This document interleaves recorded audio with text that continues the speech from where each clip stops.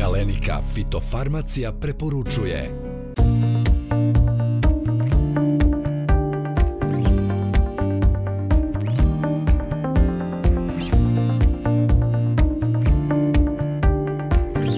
Zasadi jabuke se u zavisnosti od lokaliteta i sortimenta nalaze u fenofazama mišjih ušiju preko zelenih buketića pa sve do fenofaze roze pupoljka. Ovo su ujedno i veoma osjetljive fenofaze kada bi poljoprivredni proizvođači trebali da obrate pažnju na zaštitu od različitih prouzrokovača biljnih bolesti kao i na zaštitu od štetnih insekata. Kada govorimo o zaštiti od prouzrokovača biljnih bolesti, mislimo pre svega na prouzrokovača pegavosti lista i krastavosti ploda jabuke, neophodno je vršiti intenzivnu zaštitu.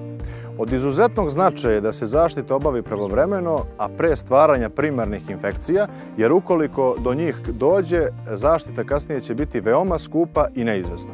U tu namenu kompanija Galenika fitofarmacija preporučuje primjenu kombinacije fungicida Mankogal i Pehar, jednog kontaktnog i jednog sistemičnog fungicida, čija je uloga da u ovim osjetljivim fenofazama zaštite zasade od prouzrokovača pegavosti lista i krastavosti ploda jabuke. Osim zaštite od prouzrokovača biljnih bolesti, neophodno je vršiti zaštitu i od štetnih insekata. Kada pričamo o štetnim insektima, mislimo pre svega na jabukinog cvetojeda i jabukinog listojeda. Za njihovo suzbijanje stručni tim Galenike fitofarmacije preporučuje primjenu insekticida Kozak. U zasadima jabučastih voćaka veliki problem predstavlja posebno u fenofazi cvetanja bakteriozna plamenjača koju prouzrokuje fitopatogena bakterija Erwinia amylovora. Za njeno suzbijanje preporučujemo primjenu preparata Legat. Legat je jedini registrovani preparat za suzbijanje prouzrokovača bakteriozne plamenjače jabučastih voćaka. Cvetanje predstavlja jednu od najlepših slika koja se može vidjeti u prirodi. Međutim, u fenofazama cvetanja koštičavim voćkama preti opasnost od prouzrokovača monilioze. Gljive iz roda Monilinija prouzrokovači monilioza infekciju ostvaruju preko cveta, tačnije preko žiga ili stubića tučka. Nakon ostvarene infekcije javlja se nekroza posle nekoliko dana. Da bi se infekcija ostvarila, neophodno je da traje vlaženje cveta par sati u temperaturnom opsegu od 22 do 25 stepeni. Međutim, infekcija se može ostvariti i na temperaturama nižim od 10 stepeni, ali je tada potrebno da vlaženje traje duži period. Ove činjenice ukazuju da zaštita zasada koštičavih voćaka od prouzrokovača monilioza predstavlja redovnu meru zaštite. Preporučujemo da se obavi 1 do 3 tretmana od početka cvetanja do kraja cvetanja u zavisnosti od vrste i kulture i njene osjetljivosti na prouzrokovače monilioza i to sljedećim preparatima.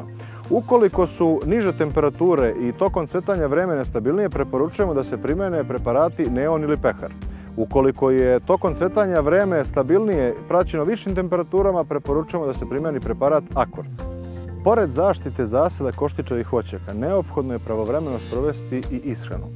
U tu namenu preporučujemo primjenu folijarnog đubriva Foligal Bor 150 koji u sebi sadrži bor u obliku etanolamina. Naime, voćari dobro znaju koja je dobrobit primjene đubriva Foligal Bor 150. Foligal Bor 150 u ovoj fazi ima ulogu u boljoj oplodnji cvetova, boljem klijanju polena i izduživanju polenove cevi. Primjenom pomenutih kombinacija za zaštitu i ishranu zasada jabuke i zasada koštičavih voćaka, voćari će imati jednu vrstu sigurnosti u zaštiti svojih voćnjaka. Posebno je bitno naglasiti da se tokom fenofaza cvetanja ne primenjuju insekticidi u cilju očuvanja oprašivača i da se tretmani obavljaju u kasnim večernjim časovima kada je aktivnost oprašivača smanjena.